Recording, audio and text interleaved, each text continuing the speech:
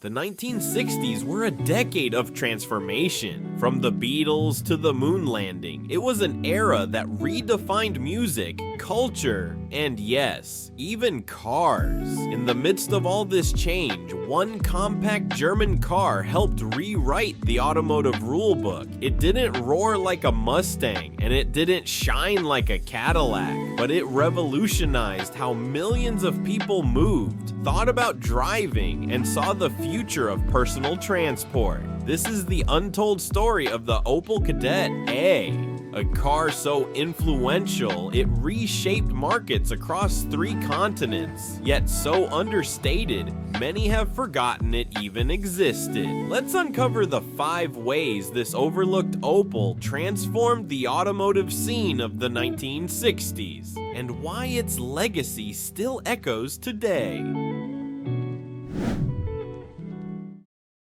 To understand the Kadett's impact, you have to go back to the ashes of World War II. Opel's original Kadett, introduced in the 1930s, was meant to bring affordable mobility to the masses. But war halted everything. By 1945, Opel's factories were bombed into ruins. The Kadett was gone, and Germany's auto industry was in shambles. But Opel, backed by General Motors, made a bold move. In the early 1950s, they began planning an entirely new production facility in Bochum, West Germany. A modern plant built from scratch for one purpose: to mass produce the next generation Kadett. It was a symbol of West Germany's comeback. High-tech, efficient, and ready to compete with anything Volkswagen had to offer. When the first Kadett A rolled off the line in 1962, it was more than a car. It was a declaration. The Kadett A was compact, but it packed serious engineering. At just under 13 feet long, it offered 4 seats, decent luggage space, and a proper trunk, unlike the rear-engine Beetle. It featured a new 993 cubic centimeter overhead valve inline-4, producing 40 horsepower. That may not sound like much today, but paired with the car's lightweight 650 kilograms, about 1,430 pounds. It was quick enough for city and highway driving. More importantly, it drove like a modern car. It had independent front suspension, rack and pinion steering, and a quiet cabin, things the Beetle simply didn't offer. Opel also gave the Kadett a heating and ventilation system, making it more comfortable year-round. It came as a 2-door sedan, 3-door station wagon, the Kadett Caravan, and even a delivery van, versatility that made it the Swiss Army knife of small cars.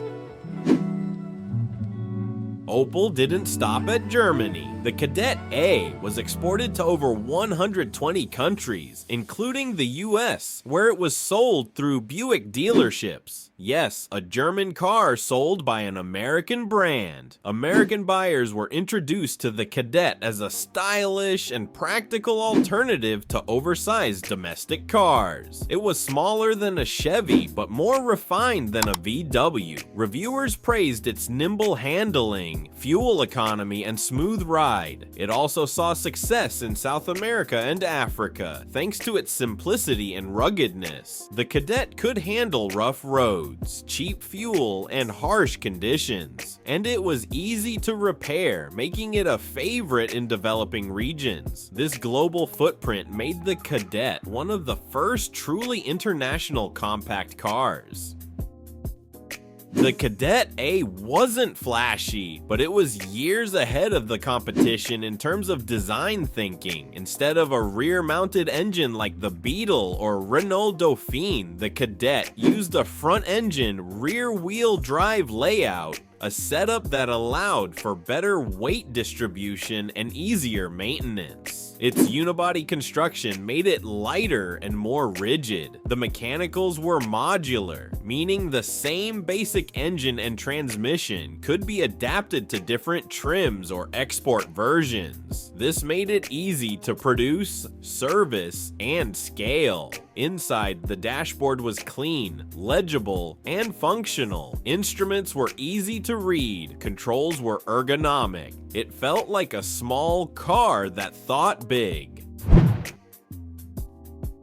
Volkswagen's Beetle had ruled post-war Europe for over a decade, but by 1964, the Kadett was eating into its market share. Opel sold over 650,000 Kadett A models in just 3 years, making it a smash hit. Families, students, city drivers, they all flocked to this modern compact that felt more like a small luxury car than a stripped-down box on wheels. In many German cities, it even outsold the Beetle in local showrooms. Opel's marketing tagline? Opel Kadett, the car with a fresh breeze. And it was true.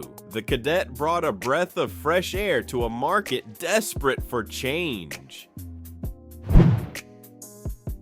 The Kadett paved the way for a dynasty. Its successor, the Kadett B, became even more successful. Later versions would morph into the Kadett C, Kadett D, and eventually, in the 1990s, the legendary Opel Astra. Its platform inspired American rebadges like the Chevy Nova, Pontiac Le Mans, and global spin-offs like the Daewoo Lanos. Even today, the Astra, the spiritual successor to the Kadett, is still on sale across Europe and South America. Its DNA rooted in the quiet revolution of 1962.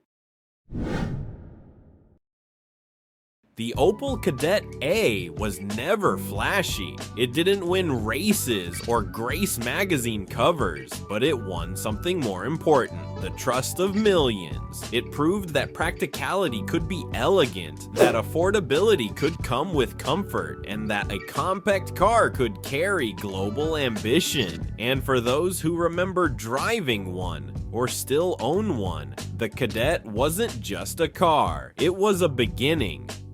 Thanks for watching. If you love forgotten cars, rare stories, and the underdogs that changed the world, subscribe for more, right here on Forgotten Wheels.